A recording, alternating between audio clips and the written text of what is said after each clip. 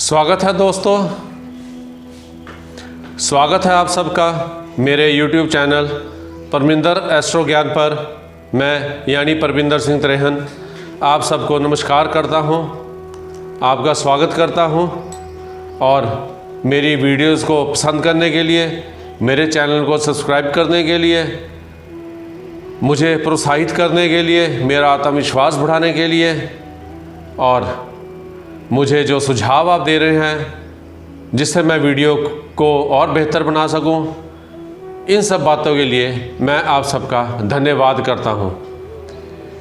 पिछले वीडियो में हम बात कर रहे थे कुंडली विश्लेषण के कुछ मूल सिद्धांतों के बारे में, कुछ बेसिक नियमों के बारे में। उसी क्रम में आज की वीडियो में हम बात करते हैं आगे।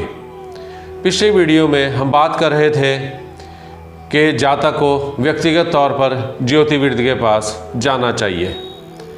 काफ़ी लंबी बात हो गई थी, वीडियो को बीच में रोकना पड़ा था। आज उसी क्रम में दोबारा शुरू करते हैं। अब जातक पहली बारी व्यक्तिगत तौर पर मिले, उसके कारण मैंने आपको बता दिए थे। एस्ट्रोलॉजी, ज्योतिष, ये क्या है? ज्योतिष से हम किसी भी इंसान का मनोविज्ञान भी पढ़ते हैं, उसे भी भांपते हैं। जो जातक ज्योतिर्विद के सामने है, उसका मनोविज्ञान क्या है? क्या वो सचमुच में किसी परेशानी से घिरा है, या वो जातक ज्योतिर्विद की परीक्षा लेने आया है, या वो वैसे ही किसी कहने पर या किसी के साथ आया है तो अपनी कुंडली का विश्लेषण करवाने लगा है। अब उसमें क्या है? पहले भी मैंने बताया, भगत को उसकी भावना का फल है। जिसे इस विज्ञान के ज्ञान पर विश्वास नहीं है, वो किसी भी ज्योतिर्विद से लाभ नहीं ले सकता। आवश्यक है ज्योतिर्विद के लिए कि जातक जब व्यक्तिगत तौर पर आता है तो उसके मनोविज्ञान को भांप ले, क्योंकि astrology is to read human psychology also. ज्योतिष विज्ञान इंसान का मनोविज्ञान पढ़ना भी है, उसको जानना भी है। अगर जातक के मनोविज्ञान के बारे में हमें थोड़ा सा ज्ञान हो जाता है, उसके मनोविज्ञान को भांप लिया जाता है, तो कुंडली विश्लेषण सरल हो जाएगा, आसान हो जाएगा और जो जातक है वो अपनी परेशानी का निदान भी सुगमता से, आराम से, आसानी से कर लेगा। ज्योतिर्विद और जातक बड़ा गहरा संबंध बन जाता है दोनों का आपस में। व्यक्तिगत तौर पर मिले तो विश्लेषण भली प्रकार हो जाता है। इसलिए ये सूत्र ज्योतिर्विद और जातक दोनों के लिए महत्वपूर्ण हो जाता है कि इसे कुंडली विश्लेषण में महत्व दिया जाए। अब कुछ जातक ऐसे हैं जिन्हें ज्योतिष के इस ज्ञान पर विश्वास नहीं है। ऐसे लोग कुंडली दिखाएंगे, लेकिन इस विज्ञान के ज्ञान को नहीं मानते या इस पर उन्हें विश्वास नहीं है, तो वो ज्योतिर्विद से लाभ नहीं ले पाएंगे, अपनी समस्या का निदान नहीं ले पाएंगे। अब कुछ जातक ऐसे हैं बेमानी प्रश्न लेकर आते हैं जिनका कोई तात्पर्य नहीं होता, कुंडली विश्लेषण में कोई उनका औचित्य नहीं होता। एक कागज़ ले लीजिए, कोई भी बड़े से बड़ा कागज़ अगर उसको लिया जाए, पतले से पतला, मोटे से मोटा कागज़, बड़े से बड़ा, छोटे से छोटा, किसी आकार का कागज़ ले लीजिए। आप उस कागज़ को 7 बार से ज़्यादा नहीं मोड़ा जा सकता।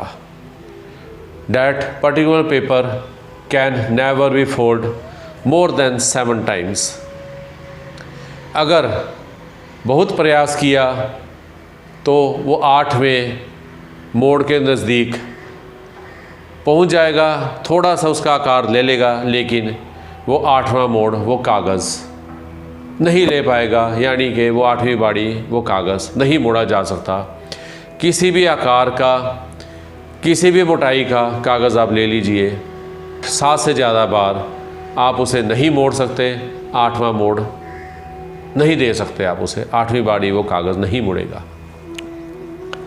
इसी प्रकार किसी भी मनुष्य के जीवन में 7 प्रश्न जो उसके जीवन से, उसकी ज़िंदगी से सरोकार रखते हैं, कोई उसके जीवन से उन प्रश्नों का लेना देना है जो जेन्युइन प्रश्न है, वो सिर्फ 7 से ज़्यादा किसी भी मनुष्य के जीवन में 7 से ज़्यादा प्रश्न नहीं हो सकते। 8वां प्रश्न, जैसे कागज़ हमने मोड़ने की कोशिश की 8वीं बारी, वो कुछ प्रतिशत ही 10, 15, 20% ही मुड़ पाया। इसी तरह जो 8वां प्रश्न है वो किसी भी मनुष्य के जीवन का बेमानी प्रश्न है, वो उसके जीवन से कोई महत्व नहीं रखता, या यूँ कहे वो प्रश्न इतना महत्वपूर्ण नहीं हो सकता।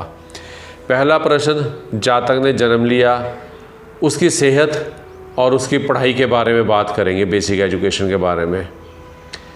उस समय सिर्फ उसकी कुंडली इन्हीं 2 बातों पर विचार की जाती है कि इस जातक की सेहत कैसी रहेगी और पढ़ाई इसकी कैसी रहेगी। उसके बाद वो जातक थोड़ा बड़ा होता है, उसकी जो बेसिक पढ़ाई है, जो मूल शिक्षा है उसकी, वो पूरी होने के समीप तब उसे उसके कार्य क्षेत्र के बारे में विचार करना पड़ता है कि किस कार्य क्षेत्र में पढ़ाई की जाए ताकि मैं जीवन में कामयाब रहूं, तरक्की कर सकूं। अब ये आता है दूसरा प्रश्न। उसके बाद जब वो उस संबंधित कार्य क्षेत्र से पढ़ाई कर लेता है, अपनी शिक्षा पूरी कर लेता है, तब उसके पास प्रश्न है या उसका उद्देश्य है नौकरी पाने का या व्यवसाय करने का। जीवन यापन के लिए नौकरी करनी है या व्यवसाय करना है, ये है तीसरा प्रश्न। उसके बाद वो सेट हो गया, नौकरी अच्छी लग गई या अपना व्यापार उसने अच्छा कर लिया, फिर चौथा प्रश्न आता है उसके शादी के बारे में, ब्याह के बारे में। अब जीवन में व्यापार या नौकरी, अब उसमें वो बंदा पूर्णतः सफल है, तो अब उसको विवाह या शादी के बंधन में भी बंधना है ताकि परिवार को आगे बढ़ाया जाए। अब ये प्रश्न, अब चौथा प्रश्न उसकी शादी का है। लड़की कुंडली मिलाना, कैसी लड़की, किस दिशा से, नौकरी वाली या जैसी भी उसकी कुछ अपने इच्छाएं होंगी, उसके अनुसार ये उसका प्रश्न होगा चौथा। उसके बाद 5वां प्रश्न, शादी के बाद उद्देश्य क्या होता है? परिवार बढ़ेगा, अपने वंश को आगे बढ़ाना, तो उसके लिए ये उसका 5वां प्रश्न होगा। बच्चे कैसे, कितने, जो भी है उसके प्रश्न अपने हिसाब से, अपने अनुसार जातक के प्रश्न होंगे, लेकिन ये प्रश्न 5वां प्रश्न होगा। उसके बाद 6ठा प्रश्न उसका होगा बच्चों के बाद। अब उम्र बढ़ गई, उम्र बढ़ रही है, तो हमारा जीवन वो कैसा रहेगा? उम्र के साथ शरीर में कुछ समस्याएं आने लगती हैं, उनसे हम निजात कैसे पाएंगे? और हमारा जो जीवन है आने वाला, उसमें कोई कठिनाई या कोई गंभीर समस्या का सामना तो नहीं करना पड़ेगा। फिर उसके बाद 7वां प्रश्न आ जाता है कि जब उम्र बढ़ गई, समस्याएं बढ़ गई, रोग भी घेरते हैं इंसान को, तो क्या जो उसके बच्चे हैं, जो उसके पुत्र, बहू जो भी है उसके बच्चे, क्या वो उसका साथ देंगे, उसकी सेवा करेंगे? अगर उसे उनकी आवश्यकता है तो क्या वो उसके साथ खड़े होंगे? तो ये प्रश्न 7 प्रश्न है। इसके बाद 8वां प्रश्न अगर पूछ भी ले ज़बरदस्ती, तो वो अपने बच्चों के आगे बच्चों के बारे में बात कर सकता है, परंतु उसके जीवन से कोई ज़्यादा महत्व नहीं रखता। तो इसलिए हमने देखा कि 7 प्रश्न जो हैं वो इंसान के जीवन में महत्वपूर्ण है। आज की वीडियो में इतना ही। कुछ और बातें रह गई हैं, वीडियो लंबी ना हो जाए, इसलिए वीडियो को यहीं ख़त्म करेंगे। मेरी वीडियो को लाइक करना ना भूलें, चैनल को सब्सक्राइब करें, अपने सुझाव, अपनी प्रोत्साहना मुझे देते रहें, मेरा आत्मविश्वास बढ़ाते रहें। जल्द ही मिलते हैं कुछ नई रोचक बातें एक नई वीडियो में। तब तक के लिए आप सबको मेरा नमस्कार।